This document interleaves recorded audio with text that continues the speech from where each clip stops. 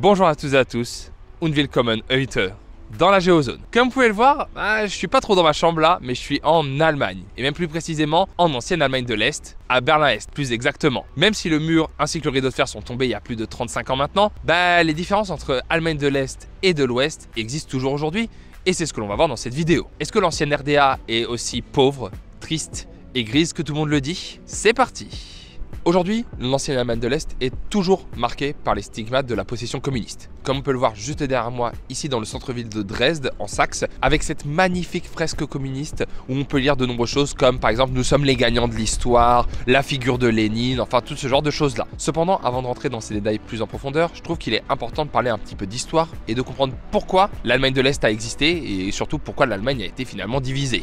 À la fin de la Seconde Guerre mondiale, les forces de l'Axe sont vaincues, dont les Allemands. Il est donc décidé que leur territoire de 350 000 km² sera occupé par les 4 grands gagnants de la guerre. Les Français en bleu, les Américains en orange, les Britanniques en vert et les Soviétiques en rouge. Sauf que les Occidentaux ne veulent pas laisser Berlin, qui est l'ancienne capitale du Reich quand même, aux Soviétiques. Donc la ville est également divisée entre les différents vainqueurs. Puis 4 ans après le début de l'occupation, 2 pays sont créés. La RFA, République fédérale allemande, ou Allemagne de l'Ouest, se composant des zones américaines, françaises et britanniques, et la RDA, République démocratique allemande, aussi appelée l'Allemagne de l'Est, la zone communiste, grosso modo. Et là, j'ouvre à nouveau rapidement vos cours du collège ou du lycée. Blocus de Berlin par les soviétiques en 48-49, départ de nombreux Est allemands à l'Ouest, et donc pour éviter ça, la construction du mur de Berlin qui coupera la ville en deux pendant 28 ans. Faut dire que vivre en RDA n'était pas vraiment chose aisée. Membre du bloc de l'Est, avec entre autres la Pologne, la Roumanie ou encore l'URSS bien sûr, la RDA c'est un bon régime bien totalitaire, bien parti unique, le Parti Socialiste Unifié d'Allemagne, bien chef politique avec des uniformes kaki et des têtes de méchants dans des James Bond. On avait même parlé d'Erich Honecker, l'ancien président de la RDA, dans une vidéo sur les dictateurs. Avec une police politique, aussi évidemment la Stasi qui a permis de faire taire les quelques rares fauteurs de troubles. Puis pour le bas peuple, qui n'était pas en prison, c'était souvent l'usine pour quelques copecs, permettant d'acheter quelques pauvres fruits locaux et du café coupé pour maintenir des prix bas. Vous pouvez donc oublier votre bonne arabica du Sao Tomé, votre jeans américain et votre ananas martiniquais. Tout ça dure finalement jusqu'aux assouplissements soviétiques avec Gorbatchev, la chute du mur en 89 et finalement la réunification des deux Allemagnes en 1990. Alors, même si le mur est tombé il y a un moment, les différences entre ancienne Allemagne de l'Ouest et de l'Est persistent toujours aujourd'hui. Faut dire que l'ancienne RDA a eu un peu du mal à se relever après la réunification, avec l'arrivée brutale du capitalisme. Alors, les Allemands de l'Ouest parlent d'une réunification, quand ceux de l'Est parlent plutôt d'une annexion. Faut dire qu'il y a bien eu un traité et des négociations avant l'unification, mais que le constat est assez simple, c'est la RDA qui a été englobée dans la RFA, clairement pas deux entités qui fusionnent. Donc, après 45 ans de socialisme et de communisme, qui se retrouvent en un instant dans les mains des financiers, des banquiers et des hommes d'affaires, l'ancienne Allemagne de l'Est bien sûr. Ces entreprises publiques, surnommées le patrimoine du peuple, sont privatisées, surtout achetées par des entreprises de l'ouest du pays. Ce qui fait que la production dégringole en flèche et que les Allemands de l'Est découvrent le chômage, puisqu'il y avait 7500 demandeurs d'emploi en RDA en janvier 90 et qu'en janvier 92, ils sont 1,4 million. Et ça se déroule dans tous les domaines. Le personnel qualifié part à l'ouest pour des meilleurs salaires, les étudiants partent aussi parce qu'il y a plus d'opportunités à l'ouest, et beaucoup de salariés du public, comme des chercheurs ou des scientifiques, sont tout simplement mis à la porte par manque de budget. Cette annexion, entre guillemets, a créé des différences qui existent toujours aujourd'hui entre les deux Allemagnes, malgré la réunification, et on le remarque bien grâce à la cartographie. Je pense que vous avez tous vu ces cartes de l'Allemagne où la frontière interallemande se dessine parfaitement d'elle-même juste avec le sujet de la carte, comme le pourcentage de jeunes moins de 18 ans, le revenu moyen des ménages, le pourcentage d'étrangers, le nombre de mosquées ou encore les équipes de football en première division. Aujourd'hui, les landes d'ancienne Allemagne de l'Est sont très tournées vers les extrêmes, comme vous pouvez le voir derrière moi avec le tag zone antifasciste, avec de très bons scores pour les partis Die Linke, qui est l'extrême gauche allemande, ainsi que pour l'AfD, Alternative für Deutschland, qui est l'extrême droite.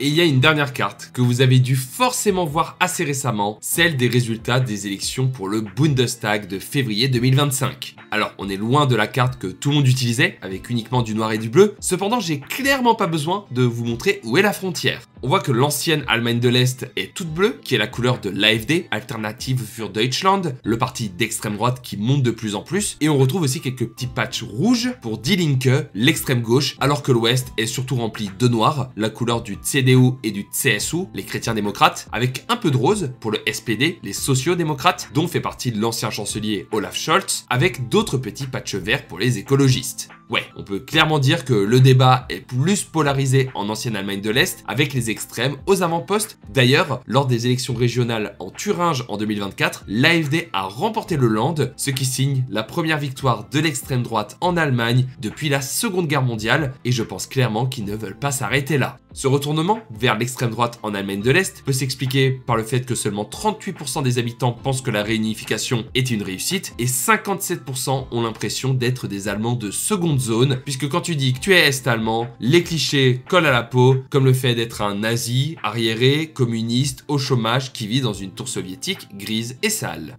Mais pour moi, la ville qui reflète le plus l'ancienne Allemagne de l'Est, c'est très clairement là où je suis actuellement, à Chemnitz. Pour vous dire, la ville s'appelait auparavant Karl-Marx-Stadt, on en avait même déjà parlé en vidéo, ce qui signifie littéralement la ville de Karl Marx, ce qui explique peut-être pourquoi derrière moi on retrouve une énorme statue de sa tête, ainsi que sur le mur, dans le fond, sur l'immeuble, sa fameuse citation dans plusieurs langues, prolétaires de tous les pays, unissez-vous.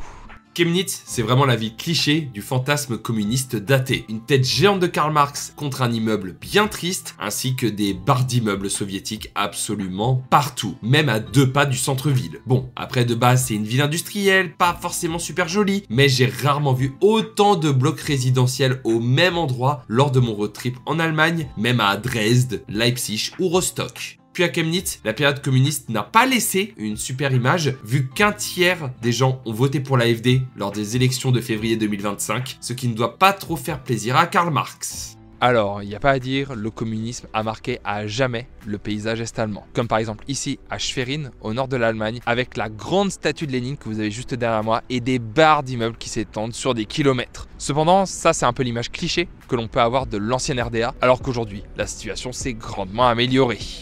Parce que oui, ce dont je vous ai parlé depuis le début, c'est avant tout des clichés qui sont très tenaces sur l'Allemagne de l'Est. D'ailleurs, vous qui regardez cette vidéo, vous avez sûrement pas pensé au bord de la Baltique, à la cathédrale d'Erfurt ou au château de Schwerin quand on vous parle de la RDA, mais plutôt du communisme, des barres d'immeubles, de la pauvreté, de la grisaille et des néo-nazis qui font des manifestations pour l'AfD. Sauf qu'aujourd'hui, la différence RDA-RFA, elle s'est pas mal résorbée. La RDA a presque rattrapé la puissance économique de l'Ouest, le taux de chômage est égal à quelques points près. D'ailleurs, la zone où il y a plus de chômeurs en Allemagne, c'est dans la Ruhr, en ancienne Allemagne de l'Ouest. Il y a moins d'écart entre hommes et femmes en RDA, plus de crèches pour les enfants, des loyers plus bas, bon, sauf à Berlin. En bref, la qualité de vie est meilleure en ancienne Allemagne de l'Est. Avec un salaire normal, tu vas mieux vivre dans une ville de RDA, genre Dresde, qu'à Brunswick ou à Hanovre. Et ça, ce sont des études qui le disent, pas moi. Pour vous dire, le mètre carré à Berlin pour un appart, c'est 8500 €, 4500 € en Bavière, pour à peine 3000 € en Saxe et 2200 en Saxe-Anhalt. Ce qui fait que oui, des gens quittent l'Allemagne de l'Est chaque année, mais depuis la chute du mur et la réunification, c'est plus de 2,8 millions de personnes qui sont venues s'installer en RDA.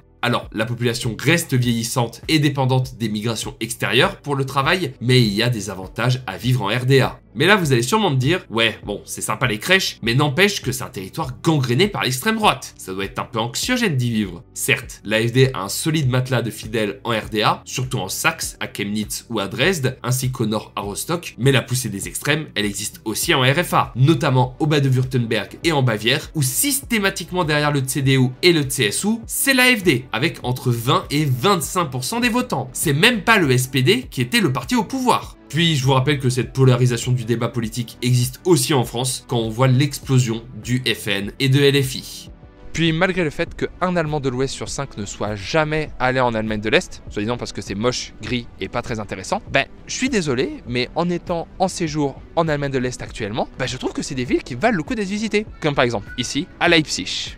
Puisque oui, j'étais il y a quelques semaines en road trip en Allemagne et dans 2 semaines dans la Géozone, vous aurez une vidéo sur toutes les villes allemandes que j'ai visitées pour savoir quelle est la pire ville d'Allemagne. Donc n'hésite pas à t'abonner si tu veux découvrir aussi l'Allemagne de l'Est avec Rostock, Wismar, Potsdam, Erfurt ou encore Leipzig. Est-ce que Chemnitz avec sa tête de Karl Marx est la pire ville d'Allemagne? Vous le saurez très rapidement. Au final, l'ancienne Allemagne de l'Est a beaucoup souffert de la réunification et possède pas mal de défauts liés à son passé soviétique. Cependant, les barres d'immeubles, la grisaille et la pauvreté sont des clichés qui ont la vie dure. Aujourd'hui, l'ancienne RDA a quasi totalement rattrapé sa cousine de l'Ouest et est de plus en plus attractive. Donc faites comme moi, dépassez vos préjugés et venez visiter Wismar, Chemnitz, Potsdam ou encore Dresde, vous ne le regretterez pas. Et pour finir cette vidéo, pour vous montrer qu'il faut venir visiter l'ancienne RDA, on se retrouve devant le superbe château de Schwerin, qui je pense n'a rien à envier à nos châteaux français. Si jamais cette vidéo vous a plu, n'hésitez pas à l'aimer et à la partager à vos amis, ça fait toujours plaisir. N'hésitez pas à me dire en commentaire si vous voulez plus de vidéos IRL de ce type. Vous pouvez venir me suivre également sur mes réseaux sociaux, tous les liens sont dans la description, et venir me voir en live sur Twitch 2 fois par semaine. Merci aux sub Twitch et aux tipeurs de soutenir la Géozone, et nous on se retrouve très vite dans la Géozone ou ailleurs dans le monde. Ciao!